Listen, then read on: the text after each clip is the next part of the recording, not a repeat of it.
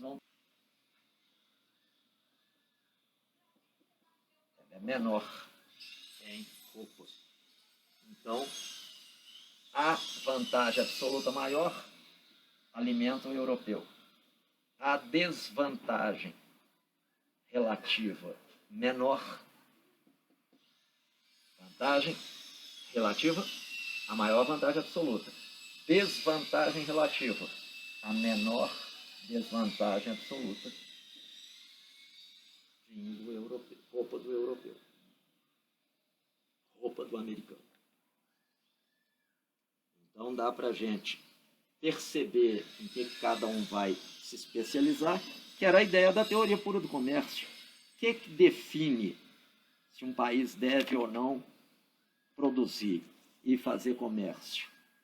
Se cada um tem ganhos, obtém mais trabalhando menos, economiza recursos. O que define o fluxo? Quem produz o que para quem? A Europa produz alimento para a América produz roupa para ambos. Dadas essas questões,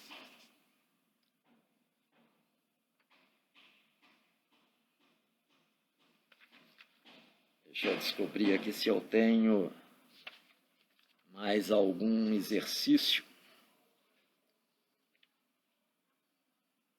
na sala de aula. Eu coloquei alguns exercícios para que vocês pudessem fazer.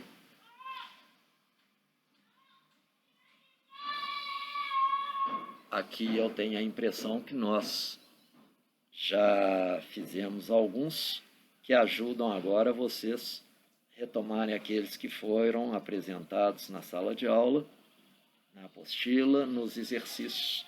Se alguém ainda tiver alguma dúvida, fala comigo para que eu possa resolvê-la. As vantagens comparativas foram objeto de críticas.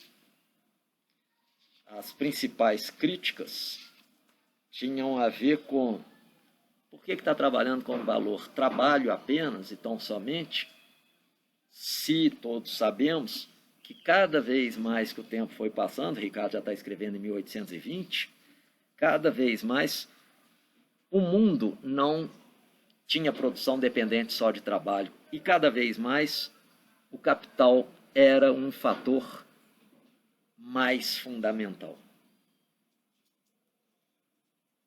Então, se cada vez mais a produção dependia de outros fatores que não apenas o trabalho, por que continuava trabalhando com essa ideia de um fator só de produção? Não caíram de pau nisso. Além disso, a hipótese é de que as funções de produção são diferentes. Um país é muito mais eficiente, produz com mais eficiência. Por que ele produz com mais eficiência tecido do que outro? A informação, o conhecimento não é livre?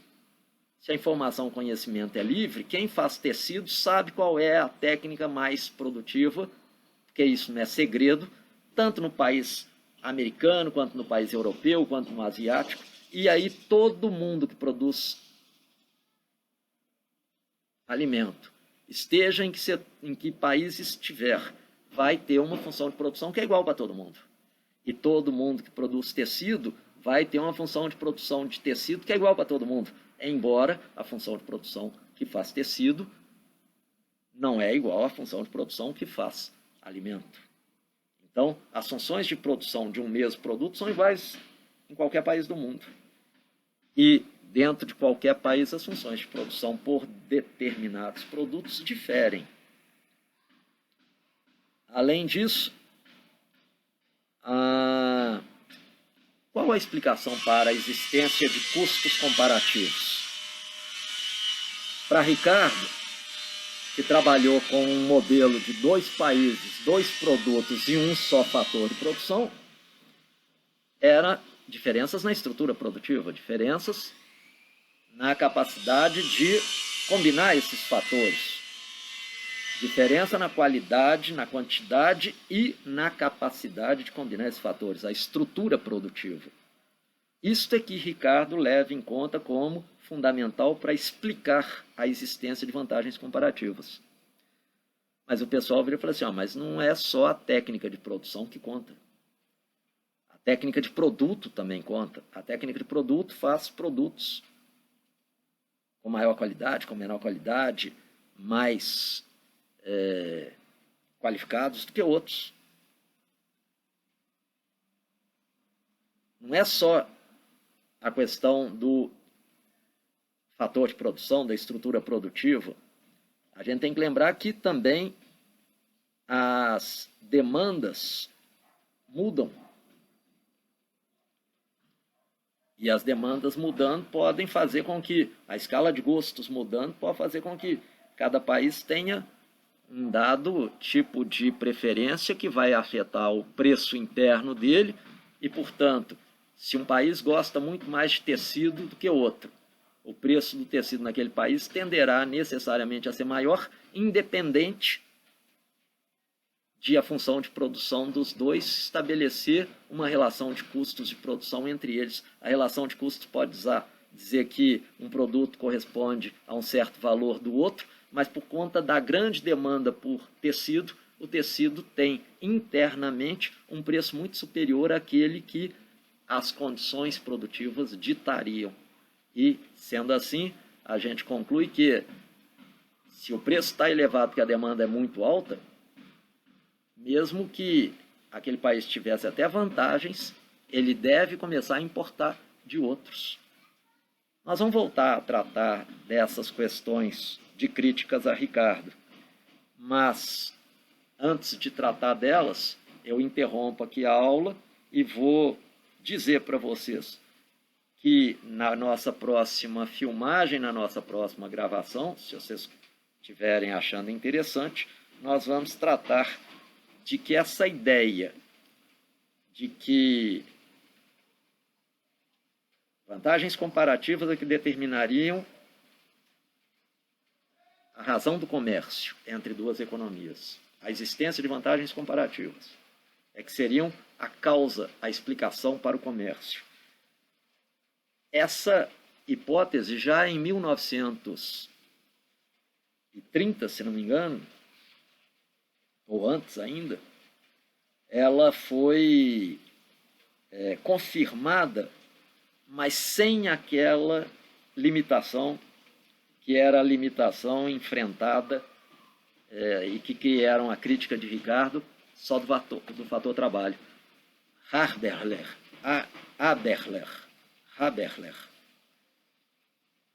logo falou, olha, nós podemos apresentar a mesma teoria das vantagens comparativas de Ricardo, ao invés de usando um único fator de produção, que é o trabalho, usando a totalidade dos fatores de produção.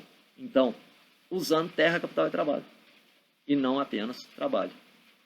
Agora, para tratar deste novo tipo de apresentação, que levava em conta agora a totalidade, o conjunto dos fatores produtivos, Haberler vai trabalhar com a ideia de vantagens comparativas, tendo em vista o conceito de curva de possibilidade de produção, ou curva, ou fronteira de possibilidade de produção, curva ou fronteira de possibilidade de produção, e conceito de custo de oportunidade. Então aqui nós vamos dar um exemplo ligeiro para encerrar logo, que é o seguinte: imaginem que um país, fazendo uso da totalidade dos fatores terra, capital e trabalho que ele tem, portanto o país está no pleno emprego. Imagine que esse país tem a seguinte situação: se pegar todos os fatores para produzir alimento e não deixar fator nenhum produzir mais nada, vai produzir 100 de alimento. Como ele está usando a totalidade de seus recursos para produzir alimento está produzindo 0 de aparelho eletroeletrônico. Mas se ele fizesse a opção contrária, pegasse a totalidade dos seus fatores e falasse assim, eu vou produzir só aparelho eletroeletrônico, ele iria produzir 60 de aparelho eletroeletrônico. Vamos colocar aqui 50 para facilitar. Então, o que a gente percebe? Neste caso, ele estaria produzindo 50 de aparelho eletroeletrônico e apenas 0 de alimento. Seria essa a situação que ele está enfrentando.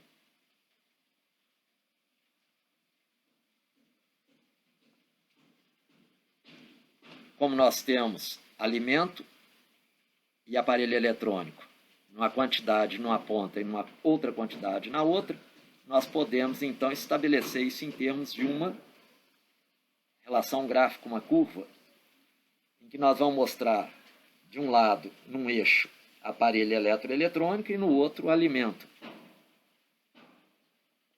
Aparelho eletroeletrônico, nós vamos colocar a quantidade máxima possível de ser produzida, 50.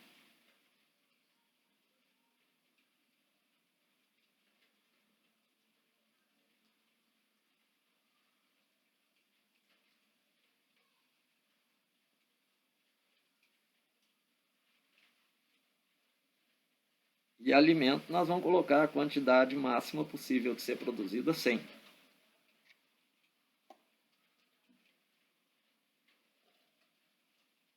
que significa dizer que... Vamos ajeitar aqui a nossa câmerazinha. Para mostrar aqui. No eixo horizontal das abscissas, nós estamos marcando aquela situação em que a totalidade dos fatores produtivos está sendo empregada para a produção de aparelho eletroeletrônico. Nós estamos produzindo 0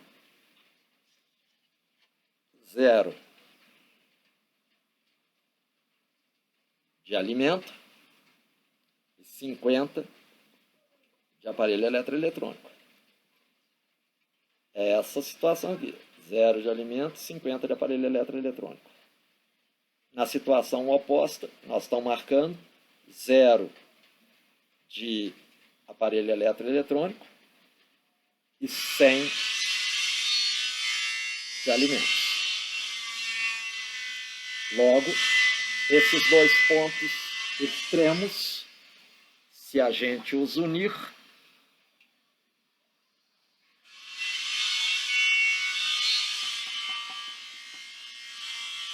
nos dão o que a gente chama de fronteira ou curva de possibilidade de produção, cujo conceito é a curva que indica o local geométrico dos pontos que expressam quantidade máxima de 2 bens, aparelho eletroeletrônico ou alimento, que um país pode produzir usando o pleno emprego de seus fatores. Ele pode produzir 100 de alimentos, 0 de aparelho eletroeletrônico. Ele pode produzir 50 de aparelho eletroeletrônico, 0 de alimento.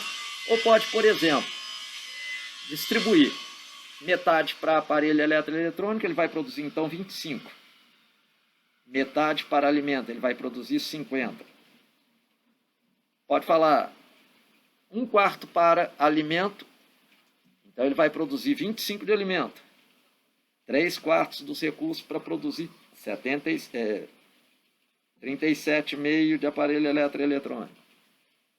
Então, todos os pontos que ele queira distribuir a totalidade dos fatores vão estar sempre marcados sobre a reta, que é a fronteira de possibilidade. Essa fronteira de possibilidade de produção também pode ser definida assim: se o país determina que ele